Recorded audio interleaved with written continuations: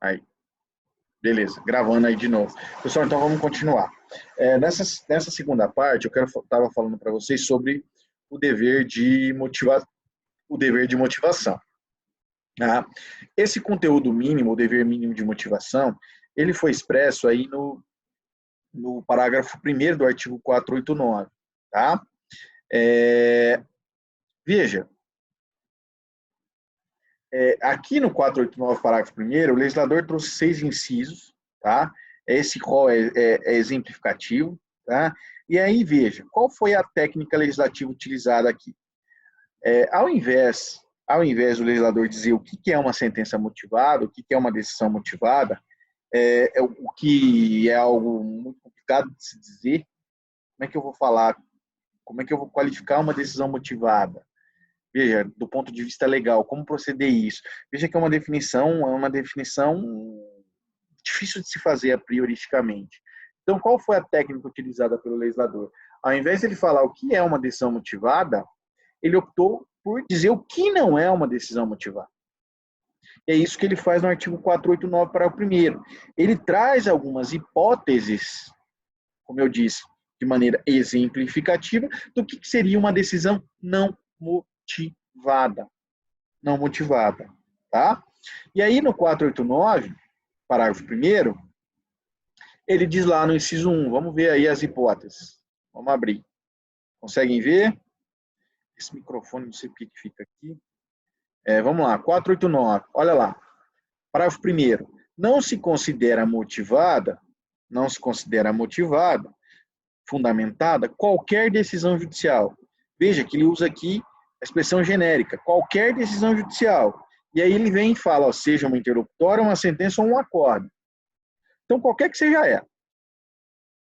Aí ele diz, inciso 1, que se limitar à indicação, à reprodução ou à paráfrase de ato normativo sem explicar sua relação com a causa ou com a questão decidida. Olha o que o legislador está falando. Ele fala, o juiz ele se limita a indicar um artigo, só que ele não explica por que esse artigo se aplica à questão decidida. Ele simplesmente cita lá o artigo e não faz a correlação com o caso concreto. Não faz essa correlação. O que adianta eu invocar um dispositivo normativo se eu não consigo substituir ele ao caso? Essa que é o raciocínio do código. Tá? Uma decisão, acaba sendo uma decisão vazia. É uma decisão vazia. Tá? Então, por exemplo, só um exemplo que a doutrina costuma citar.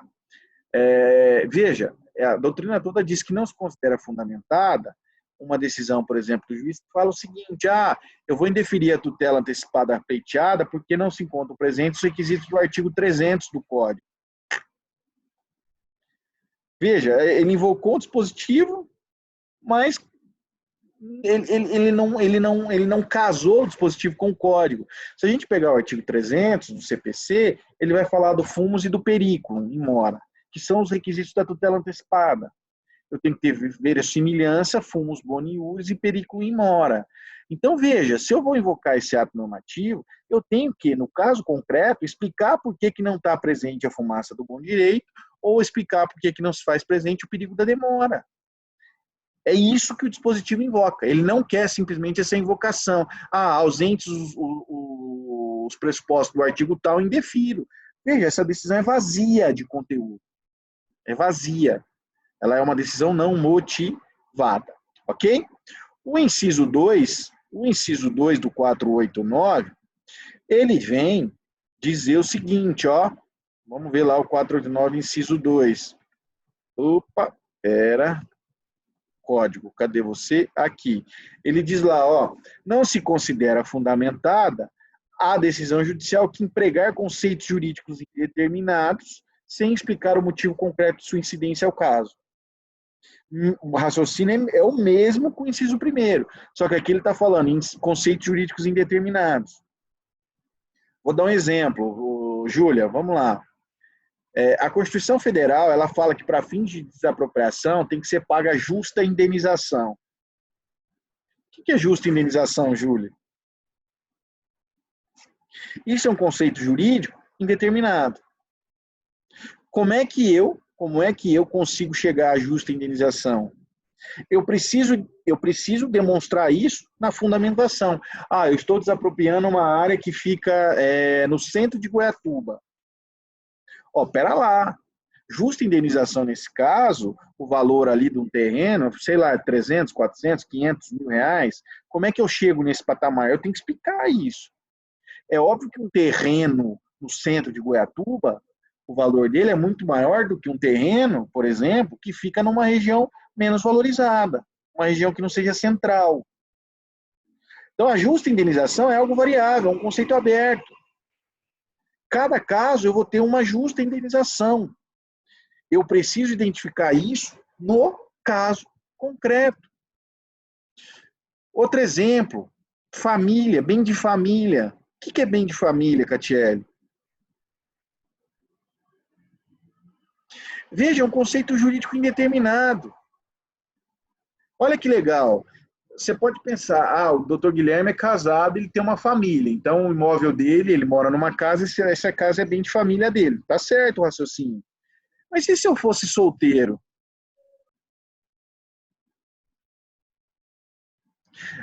Eu não tenho, eu sozinho não sou uma família?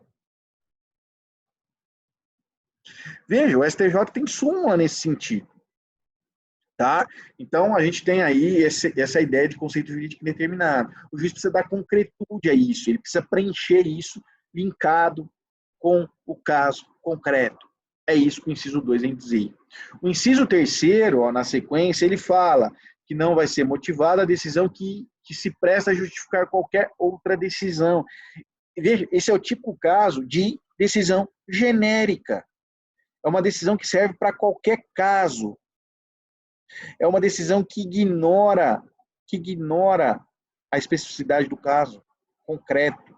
Essa é uma decisão genérica. Isso não pode.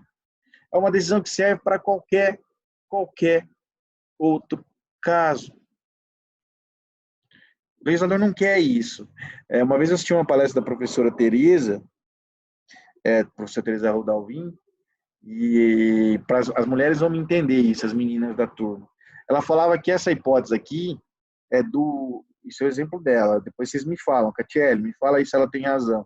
Ela falava que o inciso 3º, a decisão do inciso 3º é a decisão que toda mulher tem, que é um vestido preto basiquinho, ela usava essa expressão. Por que ela usava essa expressão? Porque ela falava assim, o vestido preto, um preto básico, ele serve em qualquer ocasião. Em qualquer uma situação você consegue sim estar bem vestida. Uma decisão genérica, tá? É uma decisão pronta. É justamente isso que o código vem refutar, tá? Na sequência, a gente tem o inciso 4.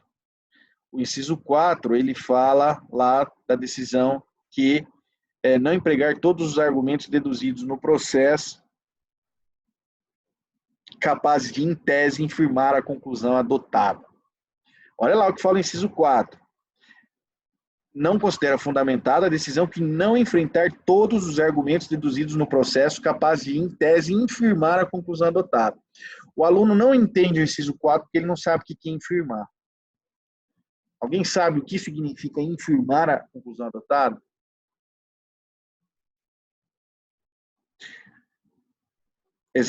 Qual a noção aqui de infirmar? Alguém já ouviu falar dessa palavrinha infirmar?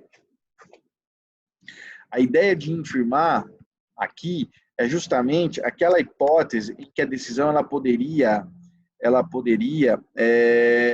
derrubar a decisão. Tá? Justamente o sentido contrário. Tá? É daí que vem a noção de infirmar. Se o juiz tivesse analisado aquele argumento, a conclusão poderia ser outra, poderia ser exatamente o inverso. Tá? Então, veja, qual o raciocínio do legislador? E olha a importância desse dispositivo. Olha a importância desse dispositivo. Aqui, o raciocínio é o seguinte. Veja, se o juiz for julgar o pedido do autor procedente,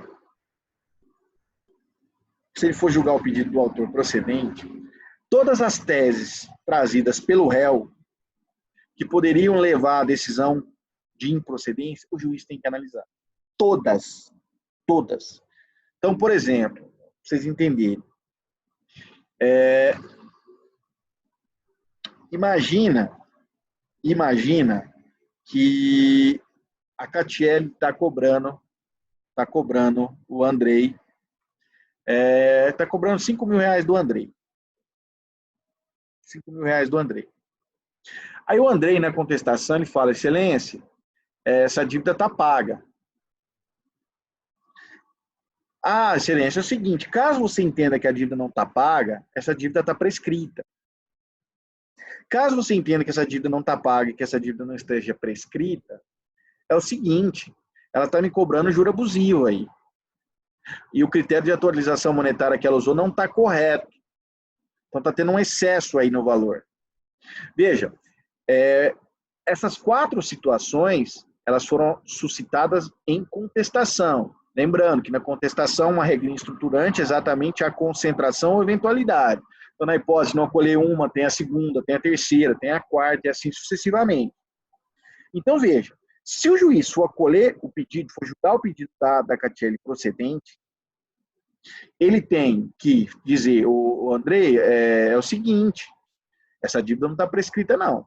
Então, estou refutando a prescrição. Você está falando que a prescrição era de 1 ano, não é, são de 5, esquece prescrição. Estou rejeitando esse argumento seu.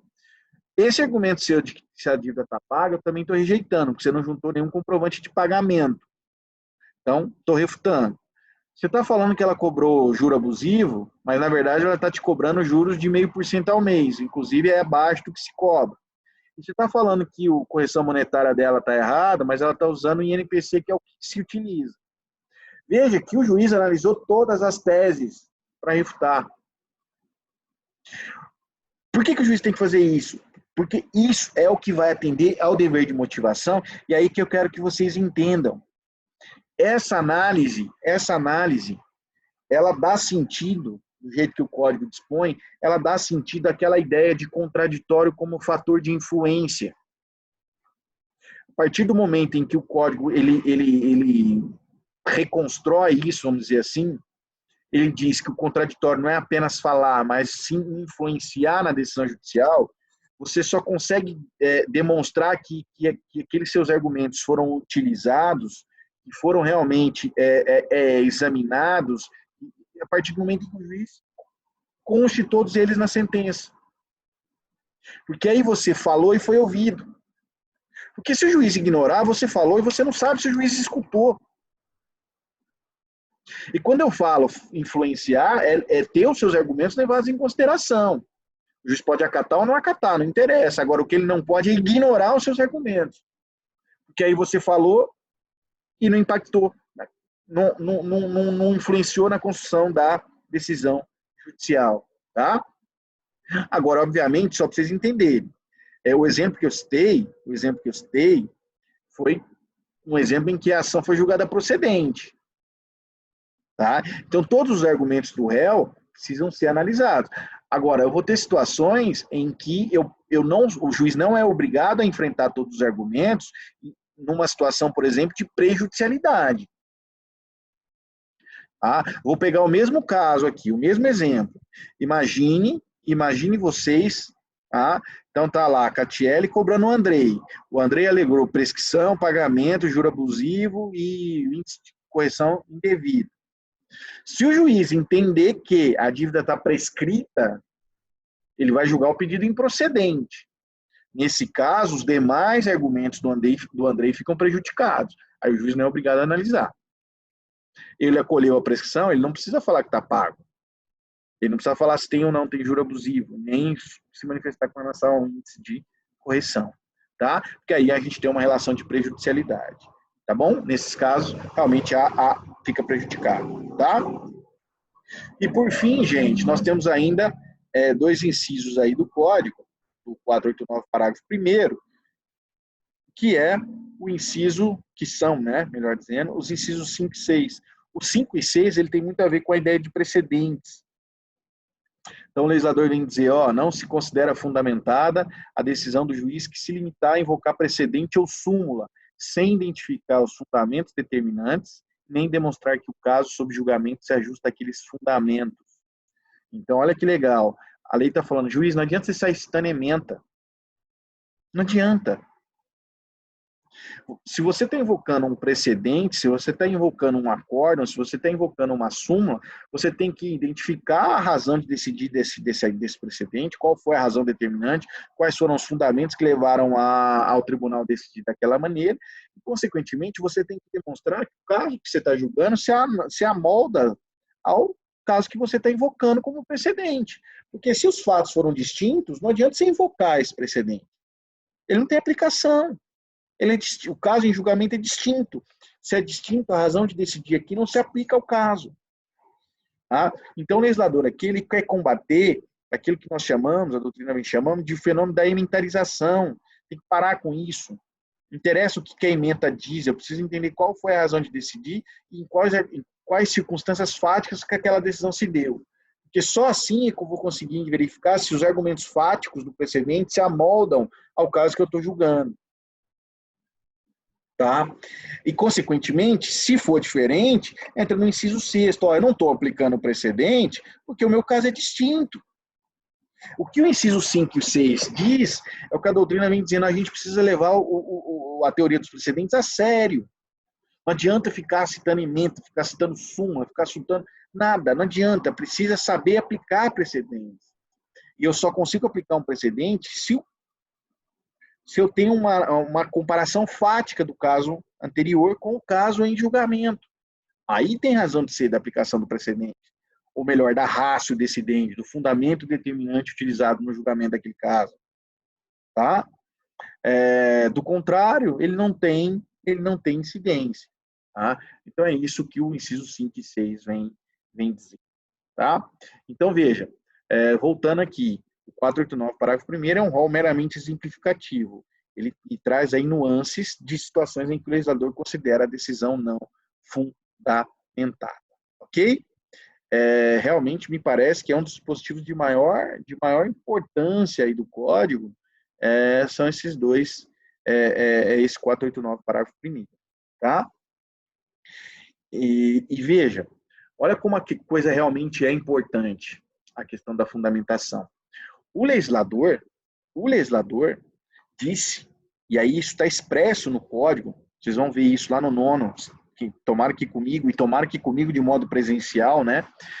Vocês vão ver que o legislador considera omissa a decisão que não atende ao dever de motivação. Olha como é que o código trabalha a motivação. Ele fala, a decisão não é motivada. E outra coisa, se não atender esse dever de motivação, a decisão é omissa. A parte pode pedir para que o juiz fundamente via embargo de declaração.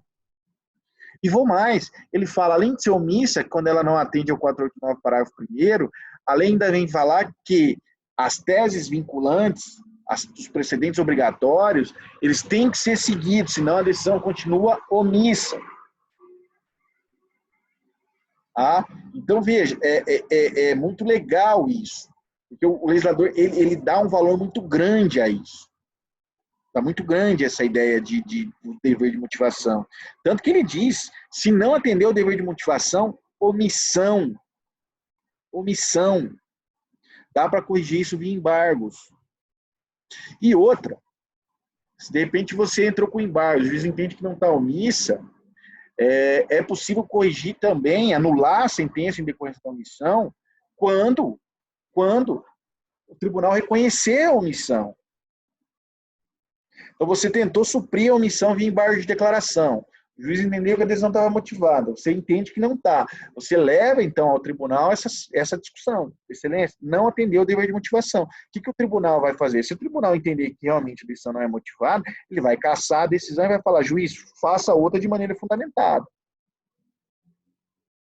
Apesar de que, além de o tribunal poder fazer isso, nada impede que o tribunal profira uma decisão, ele próprio, já analisando a questão de maneira exaustiva, isso é possível. Tá? Se a causa estiver em condições de julgamento, o tribunal pode, ao invés de devolver os autos, ele pode anular a decisão, falando que ela não está motivada, e ele próprio, tribunal, profira uma no lugar. Tá? Então, é um vício muito grave e que o legislador deu uma atenção muito grande aí. Tá bom? Vamos continuar aí. Outra coisa que eu queria falar com vocês. Fala-se muito em fundamentação per relatione. Vocês já ouviram essa expressão, fundamentação per relatione? O que é a fundamentação per relatione? É a fundamentação por referência, vamos dizer assim. Tá?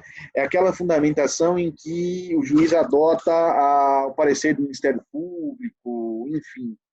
Tá? Ele faz uma relação com o parecer ministerial. Isso é muito comum.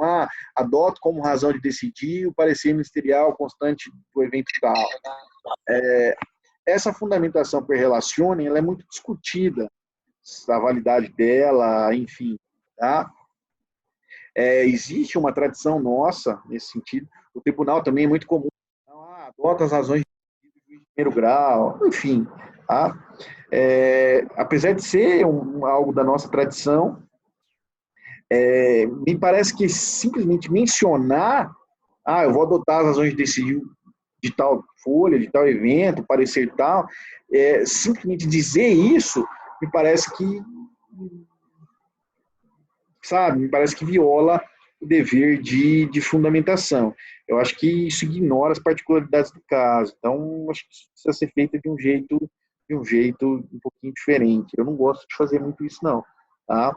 Essa reprodução mecânica de parecer do MP ou de decisões anteriores, eu acho que isso ignora a especificidade do caso e entra aí na questão da decisão omissa. Tá? Eu queria falar ainda para vocês um outro ponto interessante aí, ainda dentro do 489, parágrafo 1º.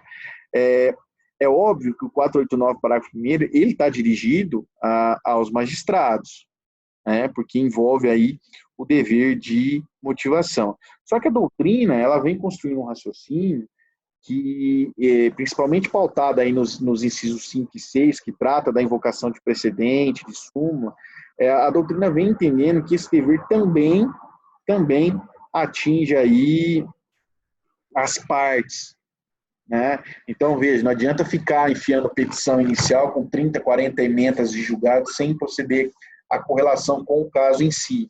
Tá? Então, a doutrina vem entendendo que, apesar do inciso 5 e 6 estar dentro do 489, que é um dispositivo direcionado aos juízes, aos julgadores, porque envolve o dever de motivação, mas a doutrina vem entendendo que também haveria esse ônus por parte das partes da relação jurídica processual. Tá? Então, não adianta ficar citando ementa sem proceder a essa correlação. Tá? Seria uma petição vazia, uma petição sem atender a esse ônus argumentativo. Tá? Então, a doutrina vem estendendo isso para as partes, os incisos 5 e 6 do 489. Tá? Na sequência aí, o parágrafo 2º, ele fala da colisão de normas. Tá? Então, eu tenho normas conflitantes. Como é que eu resolvo essa antinomia, esse conflito? Tá? Então, se fala muito aqui na proporcionalidade, na ponderação, né? Aí aqui a gente tem uma influência muito grande da teoria do Alexis sobre proporcionalidade. Então, aqui o legislador, ele veio que a ideia do legislador aqui é tentar barrar simplesmente decisões que não analisam e que não especificam como que vai fazer essa ponderação. Né? Então, a ideia você quer usar a proporcionalidade? Tudo bem, mas você precisa fundamentar o porquê que você está usando a proporcionalidade. Tá? Você precisa justificar por que você está fazendo essa ponderação e qual a norma que está ponderando no caso concreto. Tá? É isso que o 489, parágrafo 2º, vem dizer. E o parágrafo 3º é uma regrinha de interpretação da decisão judicial. Lembram, vocês, vamos voltar um pouquinho nas aulas. Quando eu falei da interpretação do pedido, né, que o pedido ele não tem que contemplar o todo e não tem que ser feito com base na boa-fé, essa mesma regrinha de interpretação do pedido, ela não vale para contestação? Vale para contestação. E para a decisão judicial? Também vale. Tá? O que o parágrafo 3º do 489 diz? Ele fala lá o seguinte, ó, 489, parágrafo 3º. Deixa eu achar ele aqui. O que ele vem dizer?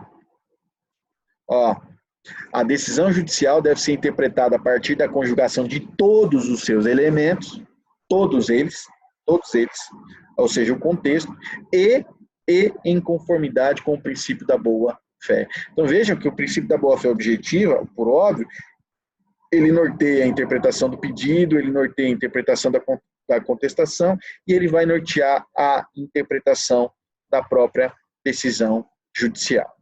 Tá? Então, esse é o 489, dispositivozinho aí bem extenso, tá? E eu faria mais um adendo aí para vocês, uma coisa bem nova. Eu não sei se vocês perceberam ou se atentaram para isso, mas recentemente a Lei de Introdução às Normas do Direito Brasileiro, a tal da LINDB, na minha época era LIC, Lei de Introdução, que é? Enfim, fugiu o nome, mas não era LINDB não. Agora é Lei de Introdução às Normas do Direito Brasileiro. Na nossa época era LIC, Lei de Introdução ao Código Civil, acho que era isso. Essa lei, a LINDB, ela foi recentemente alterada aí em 2018 pela Lei 13.655. E ela trouxe ali algumas regras que envolvem a decisão judicial. E principalmente o artigo 20 ali, o artigo 20, ele funciona ali como também um requisito a mais, um exemplo a mais de uma decisão não motivada. O artigo 20, ele vem dizer que o juiz, quando ele for proferir uma decisão, ele tem que levar em consideração os argumentos, as consequências práticas, as consequências fáticas dessa decisão judicial. Então, ou seja, ao decidir daquela maneira, ele tem que dizer por que ele está chegando aqui e qual vai ser a consequência dessa decisão. Então, ela funciona aí também como um parâmetro aí para se ter uma decisão fundamentada. Tá? Muitas vezes passa batido aí pela galera, não percebe que houve essa alteração aí na Lei de Introdução às Normas do Direito Brasileiro. Tá? O Michel perguntou aqui, professor, quando o juiz não segue os princípios do processo contraditório, por exemplo, e a sentença é reformada, se encaixa como uma omissão? Michel, cadê você? Abre o microfone aí. Eu não consigo. Em que sentido você quis me dizer isso? Porque, veja, se a sentença é reformada, ela é substituída pelo acórdão. O que está valendo é o acórdão. Pode acontecer, por exemplo, de o juiz violar um contraditório, mas a decisão não ser omissa em termos de motivação. Porque assim, ó, o juiz cesseou você de produzir uma prova. Você queria ouvir? Assim. Eu vi uma sentença que foi reformada e era um reconhecimento de paternidade socioafetivo para a questão de herança. Certo. E a pessoa entrou com a ação e o juiz resolveu sem mérito. Sem mérito? Sem mérito. A pessoa entrou com a apelação no tribunal, e aí, pelo que eu entendi na sentença lá do tribunal, mandou voltar o processo e seguir todos os ritos processuais, que foi violado princípios básicos do processo civil. Não diria que a decisão está omissa nesse ponto, não. Na verdade, houve aí um erro improcedendo, que nós chamamos, né? O juiz aplicou o procedimento de maneira equivocada, tanto que o processo que o tribunal cassou para que o juiz siga o procedimento correto. Não vejo omissão aí, não. Tá? Omissão aí, não. O que houve uma má aplicação do direito. Entendi. Uma má aplicação do procedimento, que levou justamente à cassação. Tá? Ok? Certo. Vamos avançar, então. Que isso. Pessoal, qualquer coisa, libera o microfone aí, que nós estamos à disposição aí. Tá? Bom, chegando ao final aí da motivação, quais são as consequências de uma decisão sem fundamentação? Eu tenho 3 situações, tá? Eu posso ter uma decisão não motivada, eu posso ter uma decisão que está motivada, mas essa motivação é deficiente, e eu posso ter uma decisão em que a motivação é de um jeito e o dispositivo é de outro. Ela é uma decisão contraditória. Há uma ausência de correlação. Em qualquer desses casos, a sentença é nula. A sentença é nula. Sem fundamentação é nula, motivação deficiente é nula, e se a motivação não guarda correlação com o dispositivo, ela também é nula. Tá? Qualquer desses casos eu tenho violação aí ao artigo 93, 9º da Constituição e 489. Tá? Então eu tenho uma sentença aí nula. Tá? Nula. Consequência é a nulidade dessa sentença. Certo? Beleza? Ok, gente? Fechou? Pessoal, vou parar por aqui, tá? Dever de motivação a gente encerra. Na sequência, eu vou começar um outro vídeo, que aí a gente fala sobre os requisitos da sentença. Aí nós vamos ver agora na sequência, sentença ultra, extra, cita petita, enfim, e aí depois a gente já finaliza com os efeitos da sentença. Tá bom? Então eu vou parar aqui, já convido vocês para a gente voltar para a parte final aí da nossa aula, tá? Fui!